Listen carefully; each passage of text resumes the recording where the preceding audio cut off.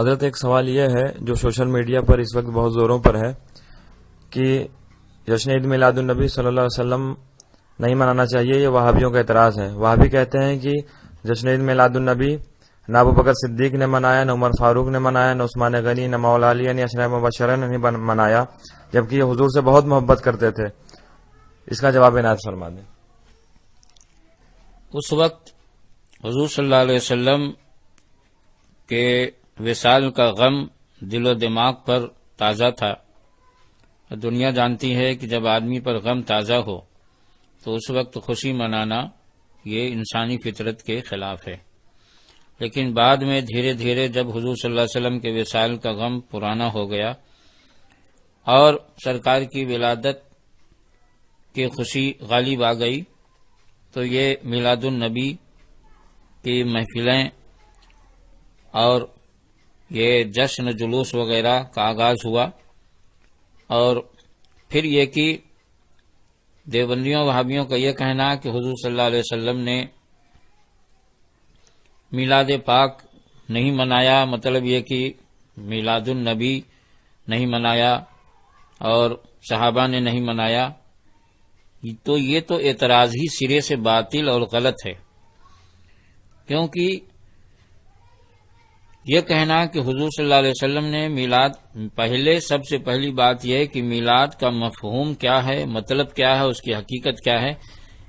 دوسرے لفظوں میں یہ کہیے کہ میلاد کی ڈیفینیشن کیا ہے۔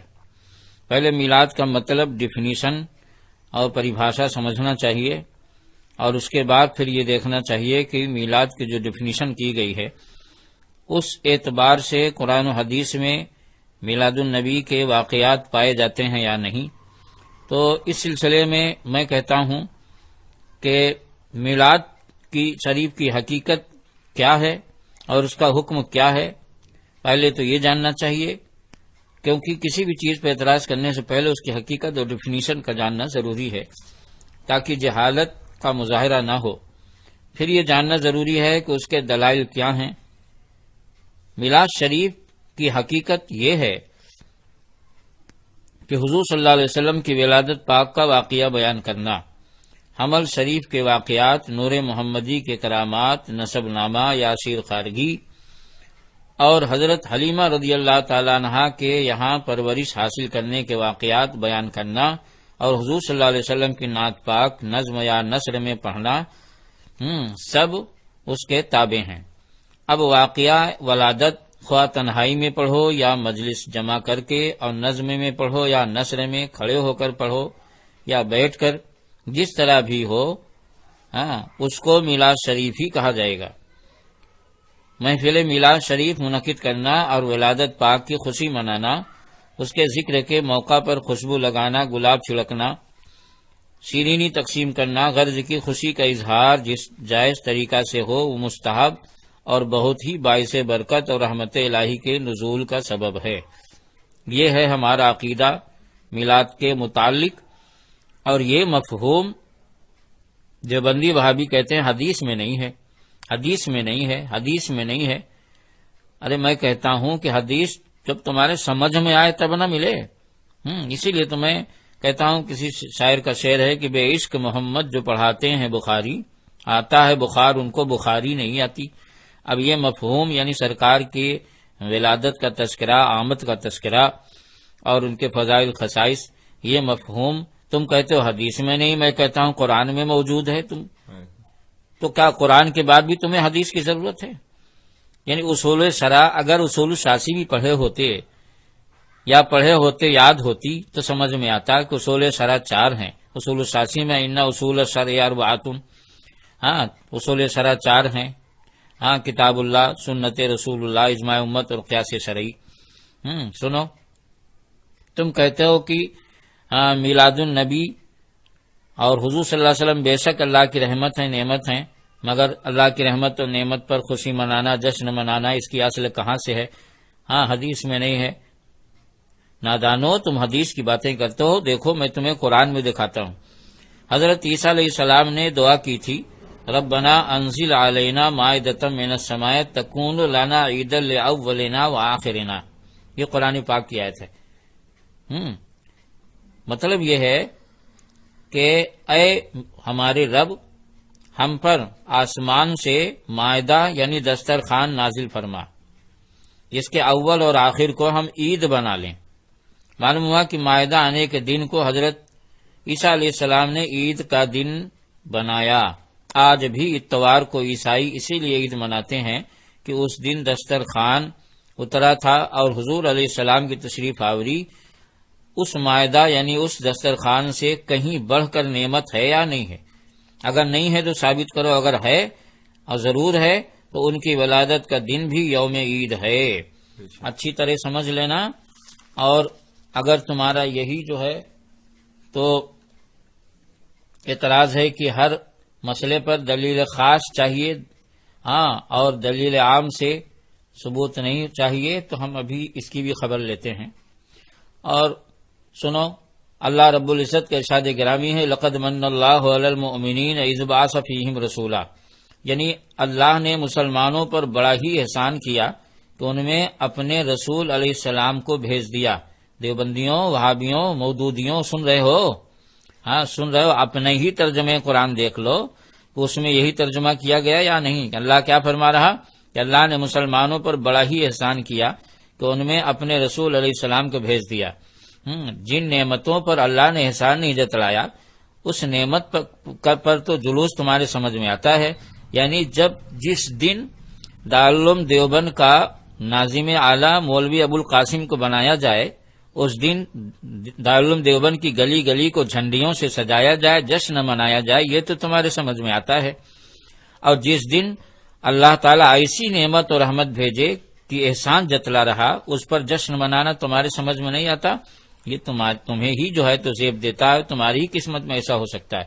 اور سنو، اللہ رب العزت کے ارشاد گرامی ہے، لقد جاءکم رسول من انفسکم، یعنی اے مسلمانوں تمہارے پاس عظمت والے رسول تشریف لے آئے۔ اس میں تو ولادت کا ذکر ہوا، پھر فرمایا من انفسکم، حضور علیہ السلام کا نسب نامہ بیان ہوا کہ وہ تم میں سے یا تمہاری بہترین جماعت میں سے ہیں۔ اس کے آگے فرمایا حریص علیکم، ہاں حریص علیکم سے لے کر اخیر تک حضور علیہ السلام کی نعت پاک بیان ہوئی۔ آج میلاد شریف میں یہی تین باتیں بیان ہوتی ہیں، یعنی حضور کا نسب اور حضور کی آمد اور حضور کے خصائص اور فضائل، یہ تینوں چیزیں اللہ تعالیٰ خود بیان کر رہا ہے قرآن پاک میں، اور تم کہہ رہے ہو حدیث میں نہیں ہے۔ یار تعجب کی بات ہے، جو چیز قرآن میں ہے وہ حدیث میں کیسے نہیں؟ کیا حضور صلی اللہ علیہ وسلم قرآن کے خلاف کریں گے؟ ہم تم کو قرآن سنا رہے ہو، تم کہے جا رہے ہو حدیث میں نہیں ہے، صحابی نے نہیں کیا خلفائے، ارے سن، خود خدا میلاد النبی منا رہا، تو جو ہے تو خلفائے راشدین کی باتیں کرتا ہے۔ اللہ رب العزت ارشاد فرماتا ہے، هو الذی ارسل رسولہ بالہدی ودین الحق، یعنی رب العالمین وہ قدرت والا ہے جس نے اپنے پیغمبر علیہ السلام کو ہدایت اور سچے دین کے ساتھ بھیجا۔ اللہ نے جیسے ہی فرمایا بھیجا، ویسے ہی سرکار کی آمد اور میلاد کا تذکرہ ہو گیا کہ نہیں؟ اور اس آیت سے سمجھ میں آیا کہ نہیں کہ اللہ رب العزت خود اپنی محبوب کے خصائص، فضائل اور میلاد اور نسب نامہ بیان کر رہا ہے۔ تو جب اللہ تعالیٰ اپنے محبوب کی نسب کی پاکیزگی اور میلاد اور آمد اور ارسال کا تذکرہ کر رہا ہے، تو اگر ہم بھی یہی چیز کریں تو یہ ناجائز و حرام و بدعت ہوگا یا سنت الہیہ ہوگا۔ کھوپڑی میں کچھ آتا ہے یا نہیں آتا ہے؟ اگر نہیں آتا تو اور سنو، غرض کی اس طرح کی بہت سی آیات ہیں جن میں حضور علیہ السلام کی ولادت پاک کا ذکر فرمایا گیا۔ معلوم ہوا کہ میلاد کا ذکر جائز ہی نہیں، سنت الہیہ ہے۔ اب اگر جماعت کی نماز میں، اور سنو دیوبندیہ، تم میلاد سے جیسے ہی سنتے ہو کہ یہ میلاد ہو رہی نا تو پیجامہ اٹھا کر بھاگتے ہو، مگر میں تم سے پوچھتا ہوں کہ جن آیتوں کو میں نے پڑھا ہے، اگر انہی آیتوں کو تمہارا امام مسجد کے اندر نماز کے اندر پڑھنا شروع کر دے، تب کیسے بھاگو گے نماز چھوڑ کر؟ نماز چھوڑ کر کیسے بھاگو گے؟ دیکھو تمہارا امام عین نماز میں میرے آقا کا میلاد پڑھ رہا ہے، اور دیکھو امام صاحب کے پیچھے مجمع بھی ہے اور قیام بھی ہو رہا ہے، پھر ولادت پاک کا ذکر بھی ہے، بلکہ خود کلمہ طیبہ میں میلاد شریف ہے، کیونکہ اس میں محمد رسول اللہ صلی اللہ علیہ وسلم اللہ کے رسول ہیں۔ رسول کے معنی بھیجے ہوئے، اور بھیجنے کے لیے آنا ضروری، تو حضور علیہ السلام کی تشریف آوری کا ذکر ہو گیا اور اصل میلاد پایا گیا۔ قرآن کریم نے تو انبیاء علیہ السلام کا بھی میلاد بیان فرمایا ہے۔ سورہ مریم میں دیکھو حضرت مریم کا حاملہ ہونا، حضرت عیسیٰ علیہ السلام کی ولادت پاک کا ذکر، حتیٰ کہ مریم علیہ السلام کے درد زہ تک کا تذکرہ قرآن پاک سورہ مریم میں موجود ہے. جسے دیکھنا ہو دیکھ سکتا. پھر حضرت موسیٰ علیہ السلام کی پیدائش کا، ان کی سیر خارگی کا، ان کی پرورش کا، ان کا چلنا پھرنا، مدین میں جانا، حضرت شعیب علیہ السلام کی خدمت میں جانا، وہاں رہنا اور ان کی بکریاں چرانا، ان کا نکاح، ان کی نبوت ملنا، سب کچھ بیان فرمایا. یہی باتیں میلاد پاک میں ہوتی ہیں اور کوئی ناچ گانا نہیں ہوتا. سن رہے ہو دیوبندیوں، جب تم میلاد کرتے ہی نہیں ہو تو تمہیں معلوم کیا کہ میلاد میں کیا ہوتا ہے؟ تم جانو کیا؟ تم کو تو بس سکھا دیا گیا ہے کہ میلاد پہ اعتراض کرتے رہنا اور کسی کو سننا نہیں. جیسے کتا بھاؤں بھاؤں بھاؤں بھاؤں کرتا جائے اسی طرح تم بھاؤں بھاؤں بھاؤں بھاؤں کرتا جانا، اور جب کوئی جواب دے تو اور بھاؤں بھاؤں بھاؤں بھاؤں کرنا. کسی کی سننا نہیں، بس کتے کی طرح بھونکتے جانا، اور تو تمہیں کچھ آتا جاتا نہیں. اور سنو آگے، حضرت عیسیٰ علیہ السلام خود میرے نبی کی میلاد بیان کر رہے ہیں. تجھے قرآن میں ملا ہے یا نہیں ملا؟ اگر نہ ملا ہو تو پھر سے دیکھ لے. حضرت عیسیٰ علیہ السلام خود میرے نبی کی میلاد بیان کر رہے ہیں، اور اللہ رب العزت نے اس کو قرآن پاک میں نقل فرمایا. اب بھی تیرے سمجھ میں نہیں آتا کہ جب نبی کی میلاد نبی بیان کرے تب جائز ہے، تو امتی بیان کرے تو کیسے ناجائز ہو جائے گا؟ دلالت النص پڑھا کہ نہیں پڑھا؟ نہ پڑھا ہو تو پھر سے پڑھ لے. سن، قرآن پاک میں ومبشرا برسول یاتی من بعد اسمہ احمد، یعنی میں ایسے رسول کی خوشخبری دینے والا ہوں جو میرے بعد تشریف لائیں گے، ان کا نام پاک احمد ہے. پارہ نمبر 28 آیت نمبر 6، پارہ نمبر 28 سورہ نمبر 61 آیت نمبر 6 پر یہ آیت پاک مل جائے گی. اب آپ دیکھو، بچوں کے نام پیدائش کے ساتھ میں روز ماں باپ رکھتے ہیں، مگر ولادت پاک سے 570 سال پہلے حضرت عیسیٰ علیہ السلام فرماتے ہیں کہ ان کا نام احمد ہے. یہ نہیں فرمایا کہ احمد ہوگا. یہاں پر ایک نقطہ بھی بتاتے چلوں، شاید دیوبندیوں وہابیوں کی کھوپڑی میں آ جائے. کیا فرما رہے ہیں؟ اس کا نام اسمہ احمد، اس کا نام احمد ہے. یہ جملہ اسمیہ ہے. سن رہے ہو؟ مبتدا خبر سے یہ جو ہے مرکب ہے، ماضی فعل ماضی سے مرکب نہیں ہے. یہ کہ کہہ دو کہ اس کا نام جو ہے تو احمد، یہ فعل مستقبل نہیں ہے کہ کہہ دو گے کہ جو ہے تو اس کا نام احمد ہوگا، بلکہ کیا فرمایا؟ اس کا نام احمد ہے. معلوم ہوا کہ ان کا نام پاک رب تعالیٰ نے رکھا، حضرت عیسیٰ علیہ السلام نے نہیں رکھا، بلکہ عیسیٰ علیہ السلام جملہ خبریہ اسمیہ خبریہ سے خبر دے رہے ہیں. کب رکھا یہ تو رکھنے والا جانے، اور جس کا رکھا گیا نام وہ جانے. اب سنو، تم کہتے ہو کہ میلاد کہاں لکھا ہوا؟ اب ان آیتوں کو تم کیسے پڑھو گے؟ جب ان آیتوں کی تلاوت کرو گے تب میلاد ہو جائے گی. اب میلاد سے تمہیں اتنی دشمنی ہے کہ ایڑی سے چوٹی تک کا زور لگاؤ، تو ان آیتوں کو کیسے پڑھو گے؟ اور اگر امام صاحب کو اپنے جو ہے پابندی لگا دو کہ جن جن آیتوں میں حضور کی میلاد اور آمد کا تذکرہ ان کو تلاوت نہ کرنا، تو رمضان میں کیسے کرے گا؟ جب تراویح پڑھے گا نا حافظ، پورے قرآن کو جب سنائے گا تب تو آیت میلاد بھی پڑھے گا نا. تو رمضان کے اندر میلاد کی آیت پڑھے، نماز کے اندر میلاد کرے تو جائز، اور ہم نماز سے باہر کر لیں تو ناجائز کیوں؟ اور سن، اللہ رب العزت کے ارشاد گرامی، کل بفضل اللہ وبرحمتہ فبذلک فلیفرحوا، یعنی اللہ کے فضل و رحمت پر خوب خوشیاں مناؤ. پارہ نمبر 11 سورہ یونس آیت نمبر 58. معلوم ہوا کہ فضل الہی پر خوشی منانا اسی آیت پر عمل ہے، اور چونکہ یہاں خوشی مطلق ہے، ہر جائز خوشی اس میں داخل، لہذا محفل میلاد کرنا، وہاں کی زیب و زینت اور جو ہے تو آرائش وغیرہ سب باعث ثواب اور اس آیت میں داخل ہیں. اور سنو، اب تم اپنے عقیدے اور اپنے ایمان کی اور دنیا میں جب اپنا تعارف کرانے جاتے ہو جھوٹے مکاروں، تو کہتے ہو کہ ہم شیخ عبدالحق محدث دہلوی کے ماننے والے ہیں. تم کہتے ہو کہ ہم مواہب لدنیہ پڑھتے ہیں، اس پر عمل کرتے ہیں، اور تمہاری سیرت کی کتابوں میں بھی مواہب لدنیہ شریف کا جگہ جگہ حوالہ موجود ہے، جو امام قسطلانی رحمۃ اللہ علیہ کی ہے. تم کو پتا بھی ہے کہ یہ لوگ کیا لکھ چکے ہیں. شیخ عبدالحق محدث دہلوی رحمۃ اللہ علیہ ما ثبت بالسنہ جو ان کی کتاب ہے، اس کے صفحہ نمبر 59 پر اگر آنکھ ہو نا تو دیکھ لو کھول کے، وہ لکھتے ہیں لیلۃ المیلاد افضل من لیلۃ القدر، شب میلاد شب قدر سے افضل ہے. سبحان اللہ، ماشاءاللہ. دیوبندیوں، مودودیوں، وہابیوں، نزدیوں، سن رہے ہو؟ یہ حضرت شیخ عبدالحق محدث دہلوی جن کی تم قسمیں کھاتے ہو اور جن کو کہتے ہو ہمارا سلسلہ حدیث کا سلسلہ سند ان سے ملتا ہے اور ہم ان کو مانتے ہیں، وہی کہہ رہے ہیں کہ لیلۃ المیلاد افضل من لیلۃ القدر، شب میلاد شب قدر سے افضل ہے۔ اور مواہب لدنیا شریف عربی صفحہ نمبر 26 پر دیکھ لیں، اس میں بھی یہی عبارت موجود ہے کہ لیلۃ المیلاد افضل من لیلۃ القدر، کہ شب میلاد شب قدر سے افضل۔ اب اگر تم لوگوں کے اندر ہمت ہو تو شیخ عبدالحق محدث دہلوی پر شرک و بدعت کا فتویٰ لگاؤ اور حضرت امام قسطلانی پر شرک و بدعت کا فتویٰ لگاؤ، اور سن میلاد النبی کی فضیلت تو خود تمہارے امام مودودی، وہابی، دیوبندی، یہ تینوں جو تین فرقے ہیں وہابیوں میں نا ادھر پائے جاتے ہیں، یہ تینوں حافظ ابن کثیر کو بہت زیادہ مانتے ہیں کیونکہ حافظ ابن کثیر ابن تیمیہ کے شاگرد ہیں۔ ان کی کتاب البدایہ والنہایہ عربی جلد نمبر 9 صفحہ نمبر 18 پر میلاد النبی کی فضیلت اور اس کو باعث برکت لکھا ہوا ہے، اور البدایہ والنہایہ عربی اٹھا کر دیکھ لے۔ اگر تیرے اندر ہمت ہو تو حافظ ابن کثیر پر شرک و بدعت کا فتویٰ لگا۔ میں پوچھتا ہوں کہ حافظ ابن کثیر میلاد کو جائز کہیں تو وہ مجدد، ہم جائز کہیں تو بدعتی، ہم جائز کہیں تو حرام، کیوں؟ آخر وجہ کیا ہے؟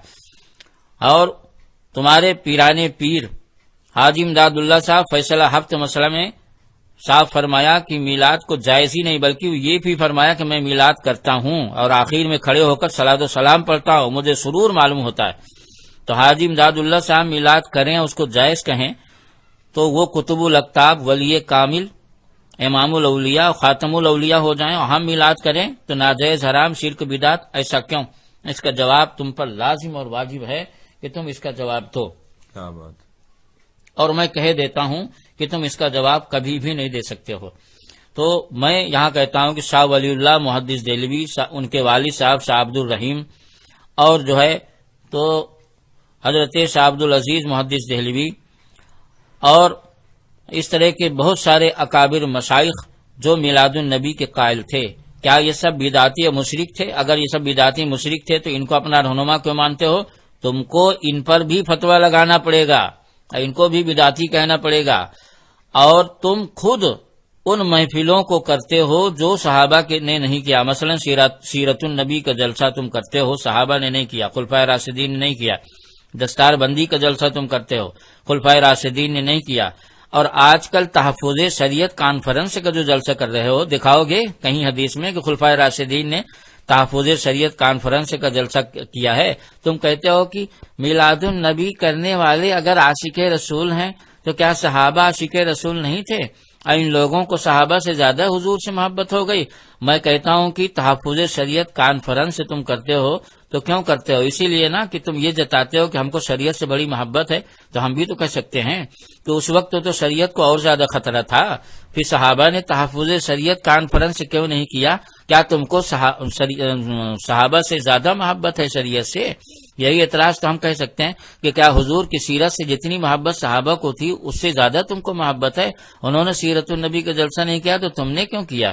کیا صحابہ نے جو ہے تو جس طرح اس دور میں جس حیت کے ساتھ مدرسے بنائے جاتے ہیں، کیا صحابہ کو تعلیم سے محبت نہیں تھی، علم دین سے؟ کیا تم کو جو ہے صحابہ سے زیادہ محبت ہے؟ الغرض یہ ایسی چیز نہیں جس کو ناجائز و حرام کہا جائے، ہم مستحب مانتے ہیں، اور مستحب کے لیے جو ہے یہ ضروری نہیں ہے کہ روزانہ کیا جائے۔ رہی ہماری محفلوں کے میلاد، فاتحہ، سلام قیام وغیرہ کی جو تاریخیں مقرر کی گئی ہیں تو یہ تخصیص شرعی نہیں ہے، تخصیص عرفی ہے۔ یہی وجہ ہے کہ ہم 12 ہی کو میلاد نہیں بلکہ اس کے آگے پیچھے ہمارا مکان بنتا ہے تو ہم میلاد کرتے ہیں، ہماری دکان جب آغاز ہوتی ہے دکان کا تب میلاد کرتے ہیں، شادی ہوتی ہے تو اس کے بعد اس سے پہلے میلاد کرتے ہیں۔ معلوم ہم 12 ربیع الاول ہی کو میلاد کرنا ضروری نہیں سمجھتے، نہ اس تاریخ کو ضروری، صرف حضور صلی اللہ علیہ وسلم اس تاریخ کو پیدا ہوئے، راجہ مشہور قول یہ ہے، اس لیے یادگار کے طور پر اس تاریخ کو کسی بھی تاریخ کو کر سکتے ہیں تو اسی کو کر لیتے ہیں۔ تو یہ تخصیص عرفی ہے، شرعی نہیں ہے۔ اگر اس کو ہم شرعی مانتے اور شریعت کے بعد خاص کرتے کہ میلاد 12 ہی کو کرو گے تو ثواب ہوگا ورنہ نہیں ہوگا، تب اعتراض تھا۔ اور جب ہمارا یہ عقیدہ ہی نہیں تو اب کوئی اگر کہے کہ نہیں یہ لوگ جو ہے تو 12 ربیع الاول ہی کو مناتے ہیں، اسی دن ضروری سمجھتے ہیں، تو یہ تو تمہارا جھوٹ ہوا۔ اب تم لعنت اللہ علی الکاذبین پڑھ پڑھ کے سینے پہ دم کرو۔